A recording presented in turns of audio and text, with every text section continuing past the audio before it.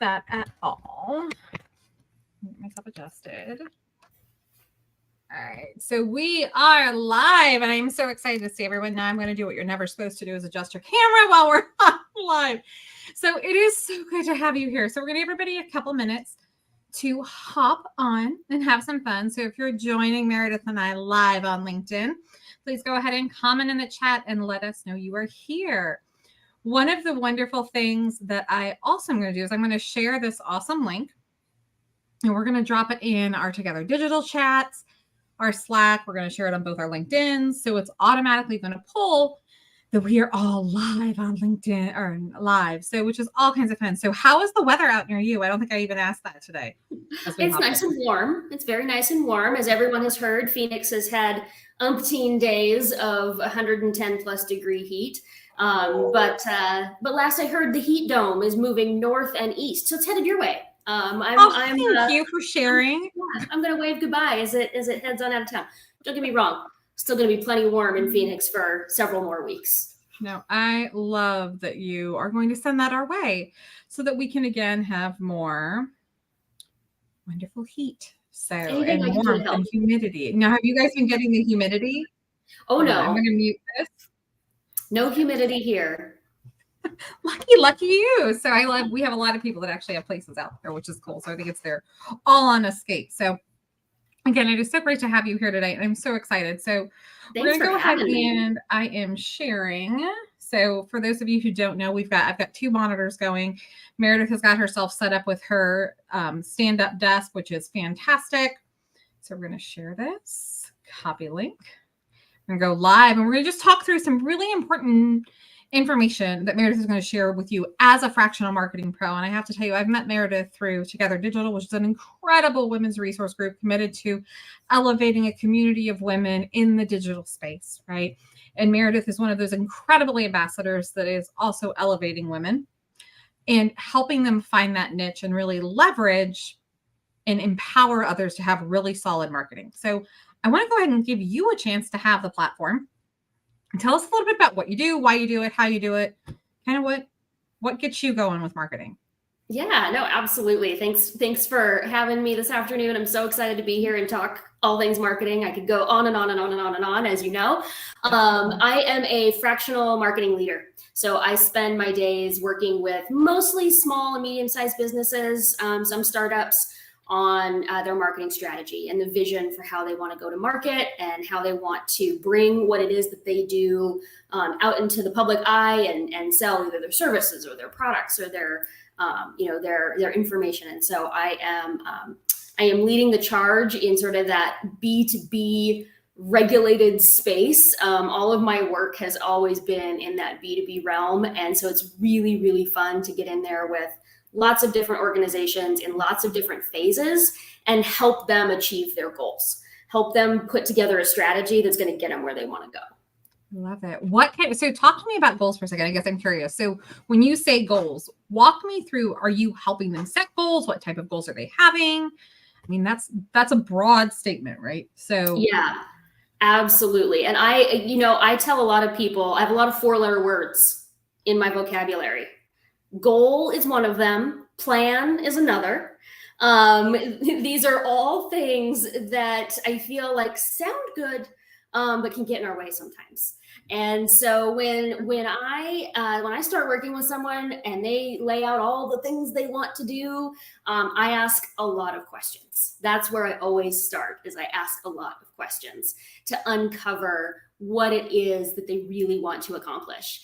And in the example, working with a startup, a really early stage organization, right? It's like, well, what do you want to do? Well, you want to sell your product. Of course you do. But sometimes it means understanding their product market fit, right? That might be goal number 1, is figure out who is their audience and what is their position in the market and how should they be talking about themselves. And all of those things have to be done and accomplished before you can ever start talking about how much revenue and how many sales and how many renewals. You have to start with some really foundational work first. And a lot of that involves a lot of questions and a lot of conversation to really unpack and uncover what the really juicy part is. And so investing in that upfront is a really important effort to take.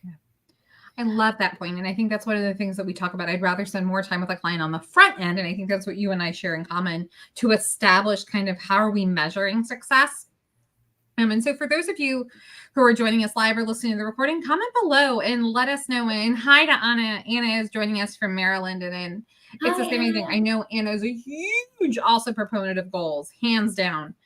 She is a big goal getter, as well as goal achiever. I mean, she's crushed some certifications. And when we kind of pivot back, that's one of the things that we talk about, right? So in marketing, it's so critical to have a goal, right?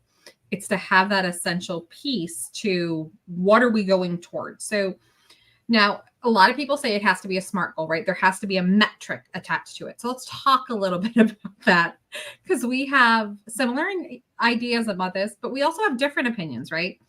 I think data is a wonderful driving force, but I also think it needs to have a human element. And you are a soapbox passionate person when it comes to talking about the human metric. So do share. Yeah, absolutely. Anyone who's ever worked with me or talked with me about a marketing plan has heard me belabor the point about the importance of the people, the importance of the human being on the other end of whatever content strategy you have, or whatever branding you want to release, or whatever promotion you want to unveil, right? It's so important to remember the human being that it's being created for. And in today's world, we have so much access to so much information and so much data, and so many goals and so many metrics that we are chasing after. We are out there grappling for the target, the number, the KPI, the OKR, the end all be all number. And we are running as fast as we can towards those numbers. And I think sometimes we get tunnel vision and we forget that there are human beings making choices. And it's so important. Humans? Yeah, I know, right? Crazy. So it's so important to take that step back and remember that the number and the metric is, of course, important and critical for business success, but we cannot do it at the expense of forgetting who our customers and our prospects and our audiences are, because they're going to feel that. And when they feel that, they're going to disconnect from you. So don't lose your authenticity and your humanness for the sake of a metric. And I love that, right? You don't want to be a metric chaser. And it's that authenticity. It's that authenticity and that connection piece. And it's so interesting. I think so many businesses made a knee-jerk reaction during the pandemic of how we were responding as humans, and just knee-jerked, right? And changed a whole bunch of things instead of weathering the storm and slowly pivoting, or just taking a step back and saying, let's go back to what's authentic, what's true, what's consistent, what are evergreen messages we can lean into during this shakeup, right? And you make a good point that the more authentic you are to that true client persona, the better you're going to be. I just had a great conversation with someone. I'm sure you have these conversations all the time with your clients, but it was in a coffee. We were having coffee, and she shared, I'm working with a business coach, and one of the first things he had me do was create a persona and not set a metric. And I'm like, yeah, like you need to know who you're talking to, which is so pivotal. So when you look at marketing as a whole, you're someone who I'm really impressed. You've got some wonderful credentials, and you've really made a business, right, out of becoming a fractional marketing pro and making sure you have the research and the credentials to back it up. So tell us a little bit about that kind of alphabet soup after your name, because if those of you who want to connect with Meredith on LinkedIn, please do so. But I will also tell you that there are some acronyms after her name when you look her up. So do share kind of what your process was and what those mean.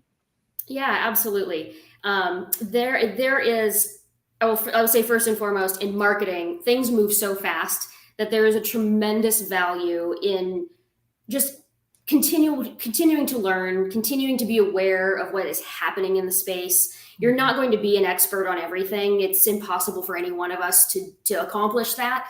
But always be striving to be learning and being aware of what is happening in the industry, I think is so crucial.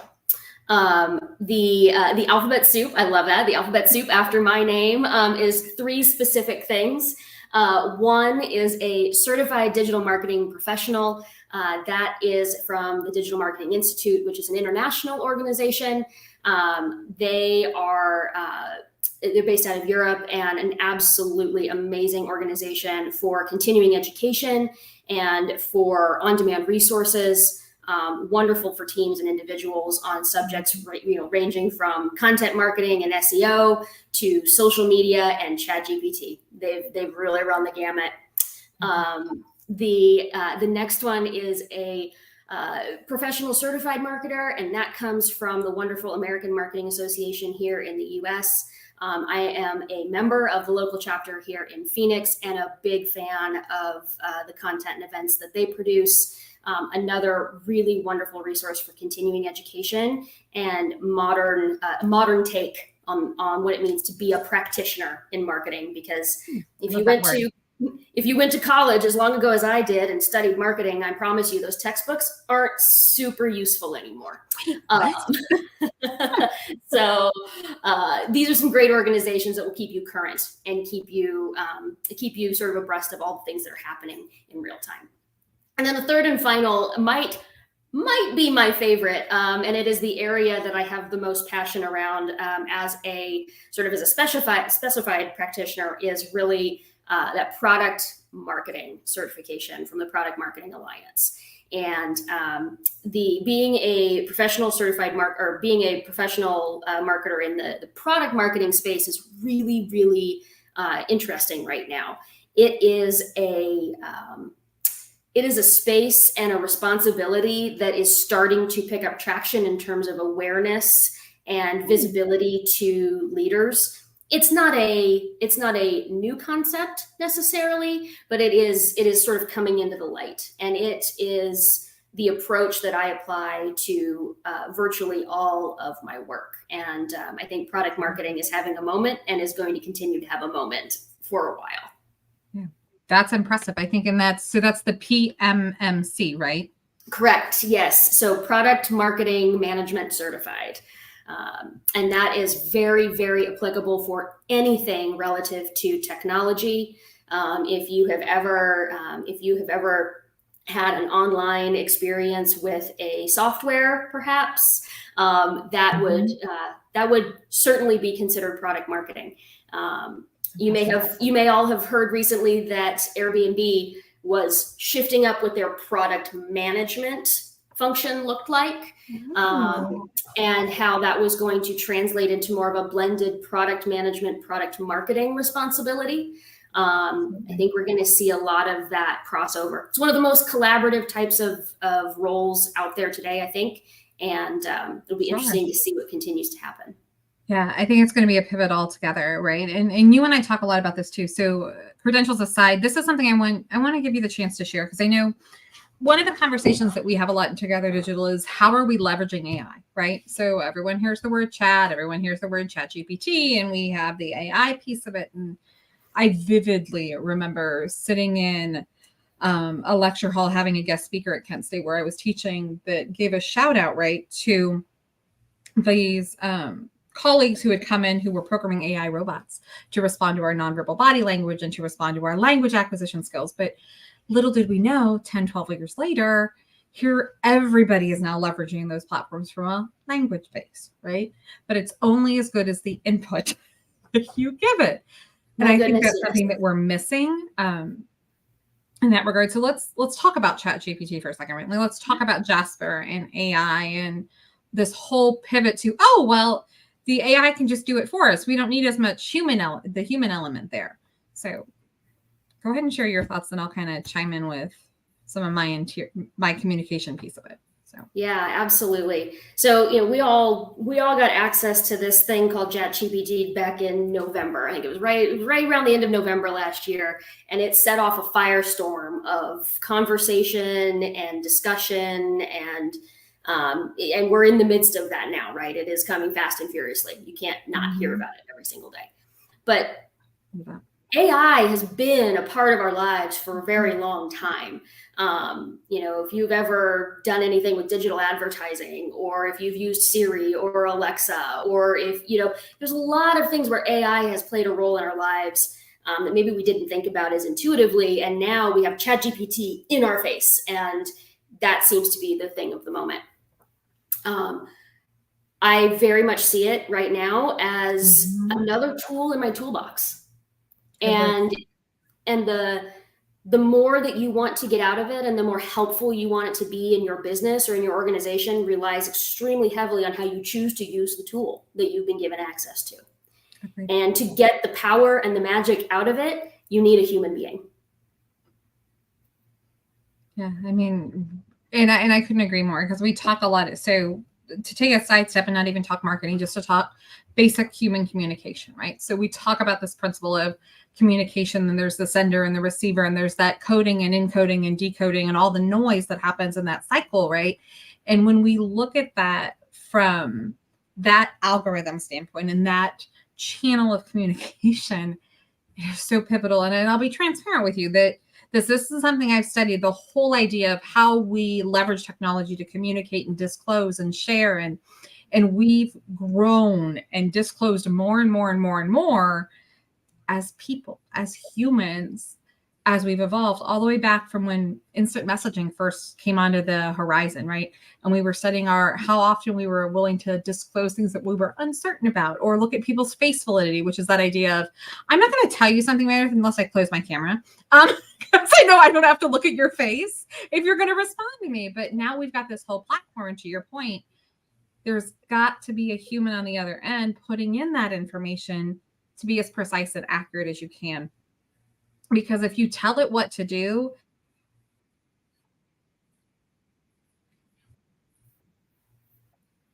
a little bit behind the scenes. But if you're only limiting your scope to this instead of this, or vice versa, like you're giving it this wide window to give you information, and you're not really narrowing it to your audience, your message, your plan, where it is in the campaign cadence, anything, you're missing the boat, and you're not leveraging it to as powerfully as it could be used.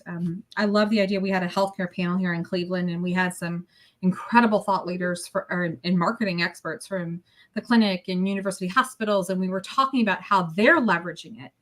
And it's that capacity to generate things, right?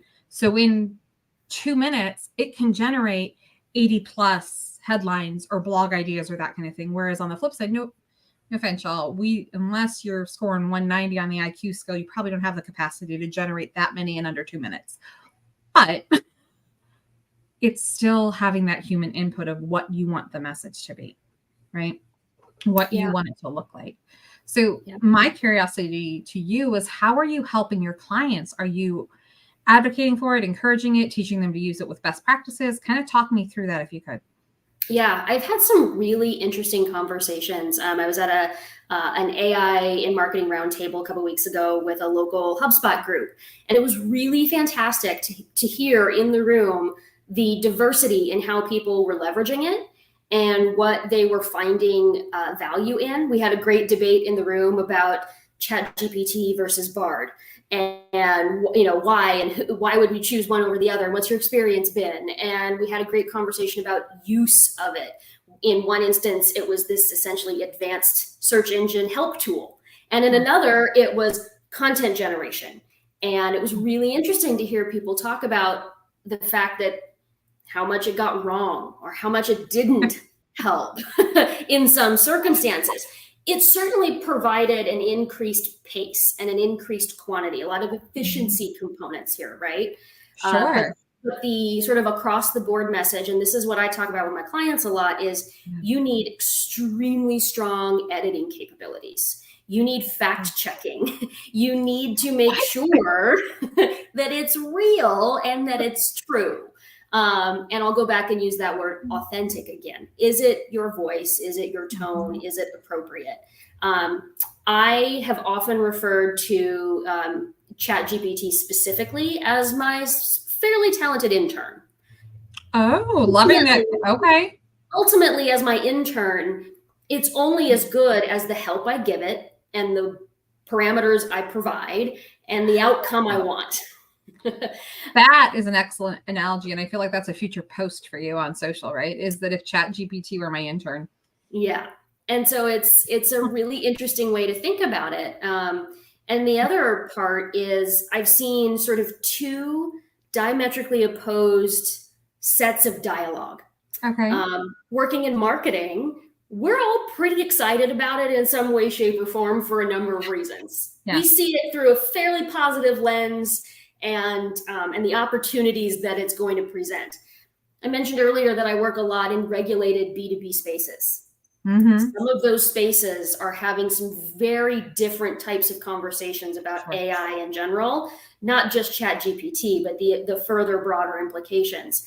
And a lot of it stems from a fearful place and this sort of unknown place, but also this the fear around privacy, around disclosure, around accuracy and viability. So there are two very interesting types of conversations around it that I've witnessed and experienced. And I can only imagine what I haven't seen about it as well. And we're having that conversation, right, from an educator standpoint as professors at the table. So we're having that dialogue of what is this going to look like plagiarism? What is this going to look like for research? I mean, I vividly remember teaching a freshman class, and I've told this story before. So if you're listening to the recording, you probably heard me say this a dozen times about the freshman that emailed me about why can't I just use myself as a source? Why do I need other references? And you're going, oh, and the educator brain in me is going, because you need the support from literally professional academia, and you need to take a step back to journals that have been vetted and reviewed and peer reviewed. But for that student, it was very transparent that, well, I'm an expert because I've got access to the internet, right? You and I could probably have a days-long conversation about the education side of all of this, because the thing that I have seen and the concern that I sort of hear bubble to the top and think is valid and am concerned about for much bigger implications is, what does this do to the ability to think critically, right? We've had the conversation about teaching to the test and memorizing and trying to just get to the grade and get to the, Yeah. The other part of this is, what is this doing to the quality of knowledge, the quality of critical thought, of problem solving, of the act of learning, and what that means for everything else? Right? What does this do to our ability to critically think and assess and question and challenge and truly think and learn and grow with a lens toward improvement and development, as opposed to regurgitation and spitting out whatever I can get as quickly as I can? Yeah, and there's so many different elements that we could take this, because when you look at it from a scholarly standpoint, and you look at it from, so to back it up, right? So you look at this communication of, okay, so how are we approaching the psychology of what you're putting in? How does your tone of voice and your presets impact that conversation, right?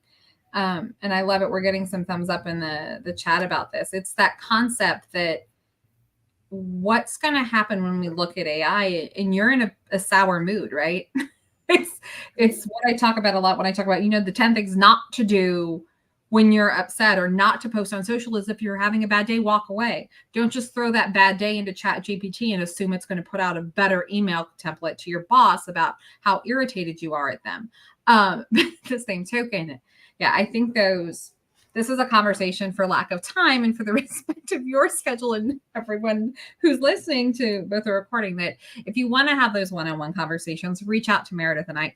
Let's talk. Let's have a conversation. Because this is really, it's a hot button issue, and we have to come to the table and talk about what are the safety measures that we're taking. I know it's already in Congress, and they're having these conversations of what does AI look like from a governmental security standpoint. I go back to I was working at an organization and they didn't allow Grammarly. The grammar. However, I know for a fact there were federal government organizations with better security that were using it, but their company didn't like the tool.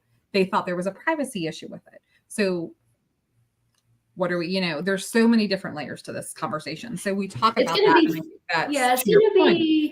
It's gonna be fun to see where it goes. I will, the memory that I will place on it, it's like, let's talk about this again in a few years and revisit this conversation, right? It's like, the internet used to be a dangerous place, and don't talk to strangers. I now use the internet to call a stranger to get in their car. Valid point, right? And we talk about what have we raised our kids to do and not do, right? Yeah. We've raised our kids to listen before you speak. But now we're telling them, oh, well, go ahead and speak to ChatGPT or ask Siri for something. A girlfriend of mine and I were having this bold conversation about AI last week, and she's in a space where she's helping build out software and tools and resources for sales funnels and CRM systems, right? And we were talking through this about, I said, here is my biggest pet peeve. I was raised to say please and thank you, no matter who, when, where. Not one programming AI tool asks you to type please and thank you in order to get it done. How are we going to impact our basic kindness mannerisms with that? How many kids give me that? I want this. How many youth are like, well, you're just going to give it to me. Well, did you even think of please? I mean, to me, there's going to be a detrimental impact on how we treat each other with kindness and basic mannerisms, because we're just used to demanding, I want this, I want that, give it to me. So I literally told her that, I said at one point, we do not have, aside from Siri on our phones, we don't use Siri on our Apple TV, or we don't have an Alexa for, and I'm like, I would love as a parent to be able to program it to say, you can't receive X unless you say please and thank you. Right? I love that. I love that. So, and speaking of, Siri just told me she found this on the web, an article about it. Wonderful. Thank you so much, Siri. So no, this is an excellent point. I think it's so valid. So when we kind of, let's pivot back before we get on the AI rabbit hole, right? So you talk about these trends that you're seeing and that are coming down the pipeline. Is there anything we haven't touched on so far tonight that you think would be interesting to track and monitor and revisit in 3, 5, 15 years? So. Well, the product marketing and the AI, I think absolutely would rise to the top. The other component of this, I'm going to bring back to that human element. I'm going to I will forever and always come back to this human element. The thing that I think we have to pay attention to is this: we live in an on-demand world, for lack of a better way of putting it. And we have so many things in our face all the time. There's so much coming at us. I am going to be really interested in the future in looking back to see how we manage the consumption of all of this information, right? The filtering out and the consumption of this information, and what that means for our ability to make decisions, and what that means for our ability to continue evolving and improving as a society. 100%. Yeah, I think there's a piece of that we have to look at from a cognitive standpoint, right? Our attention span is already 2 to 3 seconds. Well, if AI can cut that down even to a fraction of that, what's our patience going to look like in a few years? Yeah. And what garners our attention, right? We've seen a lot of conversation around shock value and virality and clickbait and all these very negative, kind of icky tasting experiences that I don't think anybody likes. And it creates this storm around, how do you make sure that the good comes out, and that you focus on the positive, and that we don't put ourselves in these positions where we have to try and be the most shocking thing out there to get the attention. No, and I couldn't agree more. Let's pause and think about that. So there's been a lot of heavy content we've talked about kind of already in this half-hour conversation with you. So process that as you go into these conversations. Think constructively, think critically. Don't let AI really impact your ability to think and think ahead, right? So as we look forward, let's take a sidestep though, and let's talk about the lighter stuff that will still keep us connected, right? Those conversations, that the common interests, the grounds of recommendations, when we talk about making small talk, right? So no offense, I really hope you're not taking ChatGPT on your phone to a networking event. I really don't. And I love one of the lines that we were talking earlier, and I'm going to tag it if I still have it in the notes here. That ChatGPT isn't writing checks yet, right? They're not paying you for marketing. I'm still doing your marketing. Meredith is still managing your campaign. She's helping you plan out, right? And when we look at this from a whole, it's that conversation we have to be very intentional about. So let's take a side step and talk about the fun stuff, right? So let's do rapid fire. So for those of you who haven't joined LinkedIn Live with me before, we do this really fun thing called rapid fire question. So we're going to ask Meredith a couple rapid fire questions just to kind of catch her off the cuff. And also with you, from a marketing perspective, that you may want to chime in with and definitely track and follow. So first question for me is always a fun one, right? So if your life were a hashtag, what would it be? Oh gosh, I feel like I need a Jeopardy buzzer or like a Family Feud button or something that I can like make a noise. You need your badass button. Do you need your badass button? There you go. If my life were a hashtag, oh my goodness. I would say I'm gonna dive a little into my personal side here. I'm gonna go hashtag dog mom food and wine life. Okay, like, I'm okay with those. Those are fantastic. Yeah. What kind of dog do you have? I'm a dog mom of 3. I have 2 Basenjis and a Chihuahua. If anybody wants to know more about Basenjis, you just let me know. They are super fun, super smart dog. They challenge me every day. Fantastic. I love that you have those. So I am yes, I have a couple dog nieces and nephews, which I spoil absolutely contagiously throughout the day. So, all right. So those are great ones. All right. Next question. Talk to me about some books. What are some must reads you think everybody should have on their shelves? Oh, if anybody has followed me on LinkedIn, even for a minute, they will see that I talk about books a lot and what I'm reading or what I'm finding. So it's very difficult for me to always pick out like a favorite one. Sometimes it's a favorite one of the moment. But I would say right now, everybody needs to read Think Again from Adam Grant. I mean, we know and love Adam Grant. That is a must read. If you don't have time to read it, get the audiobook. He narrates it himself. Definitely a must read.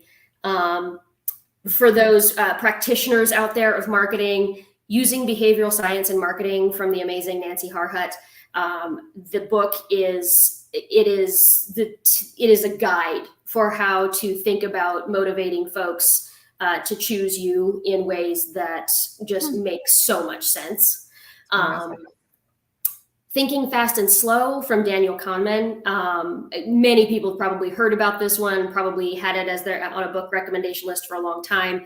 I'm a big fan of sort of the psychology of decision making. And this book is so great from a perspective of understanding decision and instinct and what happens in our brains when that happens and how we do things subconsciously and don't even know it. And I'll give you a bonus one. I'll give you one bonus. I'll give you a bonus round. Green Lights from Matthew McConaughey. Oh my gosh, yes. I mean, I could listen to him read anything, anytime, anywhere. But this Green Lights is autobiographical and just a fantastic. Oh my gosh. Well, I will tell you, I was actually on a plane. I had Libby on my phone and I was listening to Matthew narrate, right? So he narrates it. And I had, because his face is there, right? His face is live and on your phone and it's sitting on my lap. And I was in the back of the plane. The flight attendant was sitting behind me. She's like, oh my God, I want to listen to it. I was like, do you want to listen to the book or just hear Matthew read it? She's like, exactly. No, but right, that's the story of Green Lights. And he's got some really fun nuggets. He also started a new tagline by Green Lights. And for those of you who don't know, it's by Matthew McConaughey. I'm just going to put Green Lights on the banner if you need it. But he's also done some great pieces of really capturing quotes from his kids and how genius they are because they haven't been tainted by the world, right? They haven't had this filter put on of them of the social expectations and what we expect and what they're just authentic and real with. They're like, I just want to have fun. I just want to go out and meet people. Right. And I think those are some really powerful things that we miss the genius of kids if you don't. So I'm going to switch back. Are there any people you would recommend following? Right. Any people on Twitter or Instagram or things just for lighthearted fun or just great inspiration? So, let's see. I love Mel Robbins. I am sure that is a name that most have probably heard. She just always has great nuggets. Her videos on Instagram are very real. Like she's not she's not like, she hasn't gone to her glam squad and put her life out there. Like she's just doing it from her porch, her living room, her kitchen, her hair's in a messy bun, like whatever. I just, it's real, and it's like relatable. You know, she's this wonderfully successful woman, but she's also a real human being. And I have a great appreciation for just the realness of what she does. So definitely a big fan. That's probably, it's the first one that comes to mind. So probably the best one. No, that makes perfect sense. If you're a fan of kid quotes, I'll tag up with you and say they're real and authentic. It's called Live from Snack Time. And it's the words and wisdom of like 3, 4, 5, and 6-year-olds. I love this. It's the best. I love like this. Some of the realism just in there, like, I'm just having a day-to-day, let me eat what I want. Yes. You're like, I hear you. This is a talk show of the future. Oh my gosh, yes. It's the days of Steve Harvey interviewing those famous kids that are absolutely hysteric, or not even famous kids, just kids with one-liners that you're like, oh my God, where did you? Yep. What are you saying, and where are your parents? But no, those are, I think, great ones. So what about just if you were to give a TED Talk, what do you think it would be on? I love that you asked that, because I've been thinking about, what if I was going to get up on stage and talk to somebody about what in the world this crazy thing of marketing is. It would be all about erasing the complexity from the work that we do every day. I think that we work entirely too hard on a lot of things that don't matter. And so I am all about coming in and helping remove the complexity, get rid of the junk, and get focused on the things that are going to make an impact and that light you up when you do the work every day. I love that. And on that note, I think this is a perfect place to kind of echo the idea of connect with Meredith. She will definitely help you kind of sift through that mess of chaos, right? And really remove the complex things and the chaotic things and all that messiness, and really figure out what it is you need to prioritize first, second, and then third, so that you can get your goals accomplished. So I, again, cannot thank you enough for being here. So we have now archived our conversation for all the world to see. So in 2, 3, 4, 5 years from now, right, we'll circle back to this conversation and we'll capture our golden nuggets of, do you remember when we had this conversation and we were talking about ... Yeah. Look where we are now, right? Same thing goes for all of you. I mean, I just heard in the news that there's a company that's securing a license from the FAA to fly cars. Jetsons are coming, and we will literally be landing vehicles and trying to parallel park them. I'm very terrified about this. I've seen how people try to parallel park. I have concerns. So, but Meredith, thank you so much for tuning in and sharing your insight and your wisdom and your marketing passion with us. So again, if you're listening to the recording, be sure to comment below. Let us know your thoughts. If you're listening live, any questions or comments in the chat, you are welcome to drop them in. But until next time, have a gorgeous day. I'll be back here Wednesday at just around 12:30 Eastern time with Tammy Olson for round 2 of Getting Real with It.